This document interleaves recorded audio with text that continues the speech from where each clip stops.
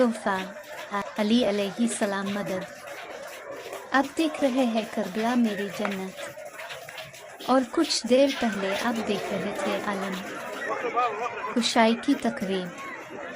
रबी अल-अव्वल का चांद नज़र आ गया है और आपको याद दिलाते चले कि गुज़िश्ता शब यानी 28 से 29 सिफर के दरमियानी शब को बीबी ज़हरा सलामुल्लाह अलैहा के दर को जलाया गया था। अहले बैत के मुर्दा और जिंदा तमाम दुश्मनों पर बेशुमार लानत, सुबह शाम लानत।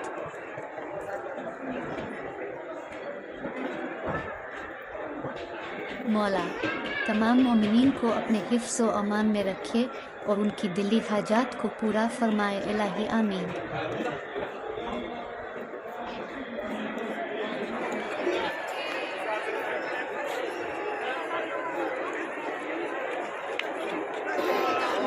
जैसे कि आप देख रहे हैं कि सिर्फ लाइट्स की रोशनी को भी तब्दील कर दिया गया।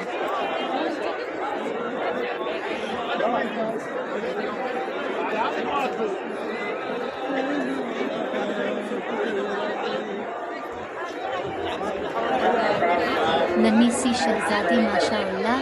मौला तमाम देखने वालों को भी ज़ियारत इमाम हुसैन अलैहि सलाम पर हाज़री नसीब फरमाए, इलाही आमीन।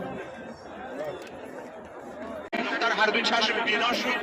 دختر به پدر و مادرش اشاره کرد به شما کار ندارم، ولی من که مسلمان میشم. صدا زد اشهد ان لا اله الا الله و اشهد ان محمد رسول الله. خواهم ز خدا که بی ولایم نکنم، غرق گناهم ولی رهایم نکنم. یک خواسته دارم ز خدای تو حسین، در هر دو جهان از تو جدایم نکند. یا ابا عبدالله زائران عزیز، ما کجا و بین الحرمین کجا؟ امشب چه شبی با صفا و با عظمتی است. سر از فردا شب جای شما در این فضا خالی هست. انشاءالله کوشش کنید امشب جایزه را بگیرید. عنایت امام حسین علیه السلام شامل حال شود. ابی عبدالله با خدا معامله کرد، شما هم انشاءالله این زیارت شما برای رضای خدا باشد. آقا ابی عبدالله روز عاشورا هر چی داشته همه را در طبق اخلاص گذار. بارلاها این سرم این پیکرم، این ابوالفضل علی اکبرم، این منو این ذکر یا رب یا ربم میرم، اما به فکر زینبم. الهی بهر قربانی به درگاهت سر آوردم. رحمت خدا بر این گریه ها و ناله ها. انشاءالله دست خالی نروید از کربلای ابی عبدالله. الهی بهر قربانی به درگاهت سر آوردم. نه تنها سر برایت بلکه از سر بهتر آوردم. نبی بگرفت علی را روی دستش در غدیر خود، ولی من روی دست خود علی اصغر آوردم. امام سجاد علیه السلام با دل سوخته از این سرزمین کربلا رفت، اما مختار آب سرد را به دلش پوشید و کمی هم غمهای امام سجاد را برطرف کرد. خونخواهی امام حسین انجام داد.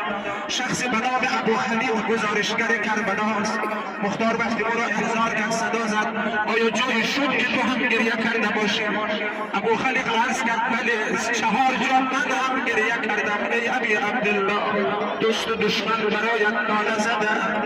کجا بود گریه کردی؟ ابو خلیق گفت اون لحظه ای که حسین از خیمه بیرون شد، بچه شیرخواره را در بغل گرفته بود، لبهای علی مثل چوب خشکیده بود. شما رفتید به اون کوچه تنگ و باریک محل شهادت علی اصغر دیدید.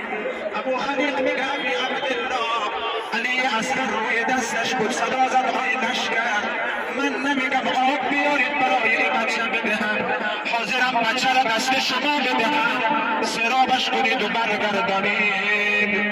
اما هنوز حرف حسین تمام نشده بود. تیرش شعبه به گلوی علی اصغر نشست. آقا ابی عبدالله روی برگشت به خیمه را نداشت. اگر پدر بچه شیرخواره را از مادر بگیرد خجالت میکشد جنازه او را تسلیم مادر کند. آقا ابی عبدالله مسیر را تغییر داد، آمد به یک گوشه پشت خیمه نشست، زمین را با نوک نیزه حفر میکرد، میخواست بدن علی را دفن خام کند. یک صدای گریه‌اش پشت سر بلند شد، صدا زد امام زمانم عزیز دل زهرا، لحظه صبر کن برای آخرین بار میخوانم علی را ببینم. آقا پشت سر نگاه کرد دید و باب مادر علی عزیز آمد بچه را در بغل گرفت، صدا زد سلام مرا به مادرت زهرا برسان، روز قیامت مرا پیدا کنی. نبی بگرفت علی را روی دستش در غدیر خود، ولی من روی دست خود علی اسرا بودم. برای این که همدردی کند با مادرم زهرا یا زهرا، برای این که همدردی کند با مادرم زهرا، برای خوردن سنی 3 ساله دختر آوردم. زینب ولد خود را انداخت روی 3 ساله کربلا حضرت رقیه خاتون سلام علیها و جدرواش کنه انشاءالله. برای از عزیزانی که التماس دعا گفتند از ایران خدا انشاءالله جدروا کنه به ذکر صلوات بر محمد آمین. فکر میکردم مرید زینبم با حسین همواره در تاب و تبم، فکر میکردم دلم عباسی است دیدم اما من رقیه مذهبم.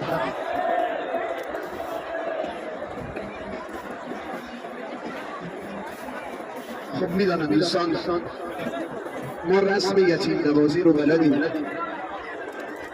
وقتی دختر بچه یتیم باشه بخواد دختر رو آروم کنید، دختر رو با عروسک آروم کنید. اما یتیم نوازی شامی ها خیلی با ما فرق داره. رسم به ولاک ماها ناز یتیم رو میخرن، یتیم که بیتابی کنه براش عروسک میبرن. اما بگم ز شامی ها با ما خیلی فرق دارن. یتیم که بیتابی کنه چکار میکنن؟ سر باباشو میبرن. خب میدونید بعد از این جسارت شد مقابل چشمان بیبی رقیه به سر مبارک ابا عبدالله